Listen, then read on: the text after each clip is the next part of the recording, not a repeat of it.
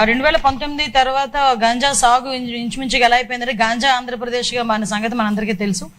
తర్వాత మనకి NDA government వచ్చిన తర్వాత ఇమీడియట్ గా దాన్ని ఈగల్ మనం స్థాపించుకొని ఈగల్ ద్వారా మాక్సిమం గాంజా సాగునైతే అధ్యక్ష నేను చాలా హ్యాపీగా చెప్పగలను, గర్వంగా కూడా చెప్పగలను. ఈ రోజు ఆంధ్రప్రదేశ్ లో గాంజా సాగు అనేది జీరో కల్టివేషన్ అధ్యక్ష.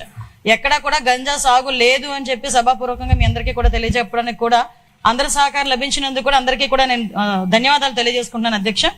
ముఖ్యంగా ఇప్పుడు మనకి ఉన్న ప్రాబ్లం కాస్త ఏఓబి ప్రాంతాలు అంటే ఒరిస్సా నుంచి వచ్చేటప్పుడు కానీ కొంత ట్రాన్స్పోర్టేషన్ అయితే మన ఆంధ్రప్రదేశ్ గుండా సాగుతుంది. ఇప్పుడు ఎక్కడైతే దానికి సంబంధించి ఇంత ముందు చెక్ పోస్టులు అయితే ఏర్పాటు చేశారు కానీ చెక్ పోస్టులను కూడా ఎక్కడ కూడా నిఘా పెట్టి కానీ కొంచెం దాన్ని బాగా ఎక్కువగా ఎఫెక్టివ్ గా పనిచేసేటట్టుగా ఎక్కడ కూడా పెట్టుకోవాలి. ఆల్రెడీ మన ఇండియా గవర్నమెంట్ వచ్చిన తర్వాత అధ్యక్ష చూసుకుంటే 1-2 చోట్ల మాత్రమే చెక్ పోస్టులు ఏర్పడే పరిస్థితి. కానీ మనం ఏం చేసామంటే ఇప్పుడు ఇంటర్ స్టేట్ చెక్ పోస్టుల కింద సుమారుగా 5 జిల్లాల్లోని కూడా దగ్గర 35కు పైగా చెక్ పోస్టులు పెట్టుకున్నాం అధ్యక్ష.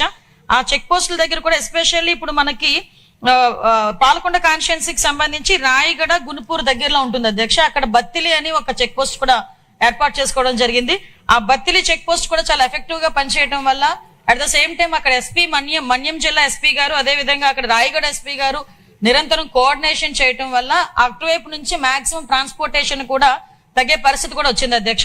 ఇమీడియట్ గా ఎవరైనా ట్రాన్స్పోర్ట్ చేసే పరిస్థితి ఉన్నా కూడా ఇమీడియట్ గా మన డిపార్ట్మెంట్ వాళ్ళు ఈగల్ డిపార్ట్మెంట్ వాళ్ళు వెళ్లి పట్టుకోవడం, వాళ్ళు వెంటనే ఎన్డీపీఎస్ యాక్ట్ల కింద వాళ్ళని అరెస్ట్ చేయడం కూడా జరుగుతుంది. మనందరికీ తెలుసు అధ్యక్ష. ఇక్కడ వీటితో పాటు మనకి ఎక్కువగా జరిగేది ఈ పాలకొండ అదేవిధంగా సాలూరు పార్వతీపురం ఈ ఏరియాస్ నుంచి కూడా ఎక్కువగా గాంజా రవాణా అవుతుందని ఇన్ఫర్మేషన్ తీసుకుని నిరంతరం నిఘాల ద్వారా మేము అక్కడ పర్యవేక్షణ చేస్తున్నాం. At the same time drone surveillances, CCTV surveillances up to highway వరకు వచ్చేటంత వరకు మాక్సిమం అంతా కూడా సీసీటీవీ సర్వేలెన్సెస్ పెట్టుకోవడం వల్ల ఎక్కడైనా కూడా రీసెంట్ గా నాకు తెలిసి నిన్నగాక మొన్న 100 కేజీలు గాంజా కూడా పట్టుకోవడం జరిగింది అధ్యక్ష. అంటే ఎక్కడ కూడా ట్రాన్స్పోర్టేషన్ కూడా ఈ జిల్లాలు దాటి బయటకు వచ్చే పరిస్థితులు కూడా లేకుండా ఇమీడియట్ గా చేయడం జరుగుతుంది.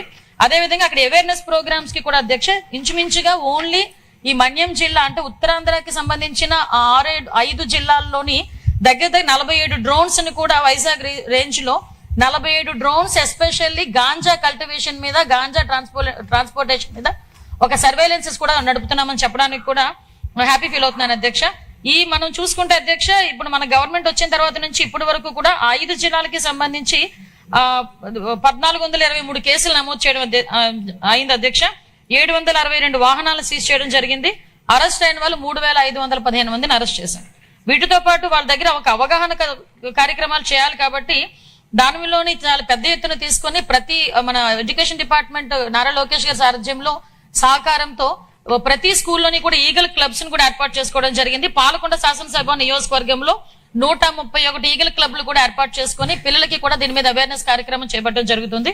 అదేవిధంగా అధ్యక్ష మన్యం జిల్లా మొత్తం చూసుకుంటే 493 ఈగల్ క్లబ్స్ ఉన్నాయి అధ్యక్ష. వీటితో పాటు అధ్యక్ష ఎప్పుడు కూడా కంటిన్యూస్ గా వాళ్ళకి మానిటర్ చేయాలి అన్న ఉద్దేశంతో అదేవిధంగా వాళ్ళు అవేర్నెస్ క్రియేట్ చేయడానికి మా విశాఖపట్నం రేంజ్ డిఐజీ గోపీనాథ్ రెడ్డి గారు కూడా ఒక కార్యక్రమం తీసుకున్నారు. పాయక్రోపేట టు ఇచ్చాపురం అభ్యుదయం అని చెప్పి ఒక సైకిల్ యాత్ర కంటిన్యూస్ గా సైకిల్ యాత్ర చేస్తూ ప్రతి గ్రామాన్ని కూడా టచ్ చేసుకుని అవేర్నెస్ ప్రోగ్రామ్ తీసుకుని వెళ్లారు అధ్యక్ష. ముగింపు కూడా మన ఇచ్చాపురం శాసనసభ్యులు అశోక్ గారి ఆధ్వర్యంలో చాలా మంచిగా జరిగింది. ఒక పక్క అవగాహన కార్యక్రమాలు, ఒక పక్క సర్వేలెన్సెస్ రెండు కూడా కోఆర్డినేట్ చేసుకుంటూ అవే కాకుండా ఇంటర్ స్టేట్ కోఆర్డినేషన్ తో కూడా మనం ముందుకెళ్తూ ఈ ట్రాన్స్పోర్టేషన్ అనేది అరికట్టడానికి కూడా మేము కృషి చేస్తున్నాం. దానికి కూడా అందరినీ కూడా సహకరించాల్సిందిగా కోరుకుంటున్నాం.